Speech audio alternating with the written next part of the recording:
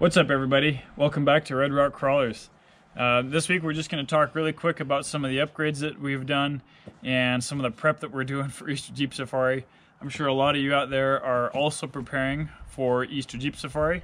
It's just kind of one of those things that you're always preparing for, and seems like always at the last minute I'm trying to get some upgrades done and things that will help improve our trip. Some of these upgrades have stemmed from the last trip that I did down in Sand Hollow for the winter 4x4 Jamboree. I got on Metal Cloak's CTI trailer.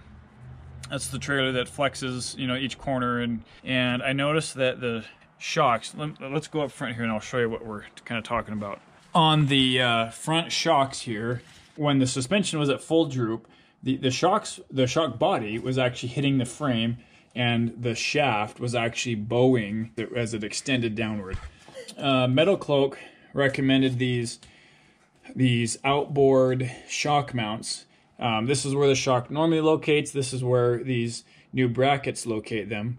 And so, as you can see here, that pushes the space between the shock and the frame out. It's actually about 1.5 inches there, and about 2 inches down here, so it gives you quite a bit more space there and will help with articulating. I'm excited to get the Jeep back on the CTI ramp, hopefully when I'm down there at Easter Jeep Safari in a couple days, and see what the difference makes there. I hope I don't see the same kind of bowing that I saw before, because it was rather bowed and it didn't look good. So that should help a lot. The other thing on that same ramp was the fenders. Now the fenders were something that I was already planning on doing, so that was kind of an easy decision for me, but I had the fenders in the garage. I just needed to get them painted and installed. I was rubbing on the fenders, both front and back, a little bit, but mainly the front. And if you guys haven't seen that video, I'll post a link below on the fender install, but we gained some pretty good clearance between the tires and the fenders with these new fenders. I'm really excited to have those done and test those out on some of those trails in Moab. I also just installed some rock lights from Dean Hamilton over at Code 4 LED Supply. He hooked me up with these awesome LED lights. I mounted them here, I mounted them up in front. Let me show you the ones in front here. I mounted these up here in front, just made a little bracket out of some aluminum and just basically bolted them to the bash bar here. So that's what I did there, and then just kind of along the frame, and they light up really well. There's another one right here, you can see that, and then there's another one on the back of the frame, or behind the tire. Right there. So I have 2 lights per tire, and it lights up really well. I don't have a lot of shadows other than right in the middle, underneath the rock sliders. It's not really well lit up, but that's okay. So the rock lights I'm really happy to have, because every year at Jeep Safari, I host a little night run that, just a lot of us friends and local businesses and stuff, we get together and run a trail at night, and it's just kind of a fun way to experience a familiar trail in a whole different way. The night can really make a trail different. Obstacles look different, the shadows play tricks on you, your lights play tricks on you, and so it can make an easy trail seem quite a bit more complicated. So it's just fun to go out there and kind of try out lights and try out our skills in the dark. Rock lights are another great upgrade that I am going to have ready for Easter Jeep Safari. Whoa! I got my little helper here. Whoa! He's standing on my stool and being silly. Whoa! Whoa! Whoa! You're gonna fall. You're gonna fall, kid. All right, come with me. Hiya! Okay, so one more thing that I did was a while back I got this new bracket from Power Tank.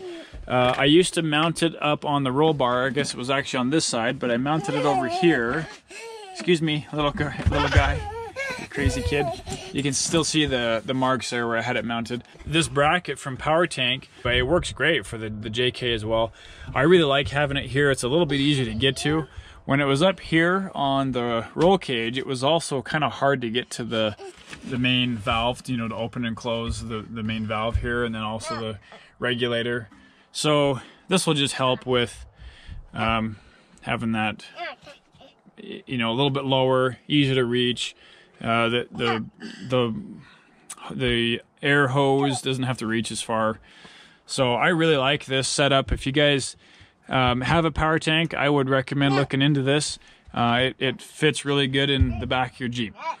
Now, I was really hoping to have new tires for Easter Jeep Safari, but it just didn't work out this year. I just couldn't pull the trigger on new tires yet. Got to save up a little bit more money to get the tires. And honestly, these BFGs have been good to me. I've still got probably half tread on them. I do have some rock rash, as you might be able to see here. You know, oh, this one's really good. Look at that. You can see belt underneath there, so that I should probably put on for the, change that out for the spare, but yeah, there's some pretty good rock rash on them. Okay, and then one last thing I did was I took the Jeep over to my friend at CompuTune and had him flush the transmission. So that's all done nice and fresh. So I've got all new fluid in my transmission. And obviously new filter, you know, that goes along with that. He put, but it's some kind of a, you know, chemical that helps the transmission age better, or something with higher miles. I'm right at 100,000 miles on it, so I figured it was time to flush the transmission. It's never been done, and I've owned it since it had 40,000 miles on it, so it's probably time. Look at this guy. You're sitting on me again. You're sitting on me. You're silly. You're silly. Okay, can Dad get up off the ground? Whoa. Okay. And then one more little thing that I had done. I have tried my darndest to adjust this drag link to straighten my steering wheel after I put this new lift on, and I just could not get it to straight. But over at CompuTune, he got it adjusted, so it's nice and straight now. But you can see here, it looks like they had to heat it up to get that bolt free. So that's probably why I wasn't able to do it myself, was it was just seized on there. So anyway, that's good. Okay, well that's about it. We were just kind of talking about some of the upgrades that we're doing for Easter Jeep Safari. I am super excited to go. I can't wait to get down there. I'm leaving Tuesday night after work, so I'll be down there Tuesday night in Moab, and we'll be there through Saturday, and I can't wait to hit those trails. It's gonna be a ton of fun. Leave a comment down below. Tell me what some of the upgrades you're doing recently, whether it's for Easter Jeep Safari or some other Jeep event or whatever it is that you're working on. It's always fun to hear what other people are doing to their Jeeps, or Toyotas, or any other off-road, you know, vehicle you have. You know, we're all in the same boat. We all like to go out there and explore, and we all probably experience the same thing. You go out there, you break something, you come home, you upgrade it, you go out there, find out something else that you need to fix or upgrade or do better, and so that's just a repeating cycle. So yeah, tell me some of the upgrades you're working on, and if you're going to Moab, we'll see you on the trails. All right, guys, thanks for watching. We'll see you guys in Moab. Take care. He just bonked his head on the bumper, so now he's a little sad. You're okay though, right, bud? You're okay.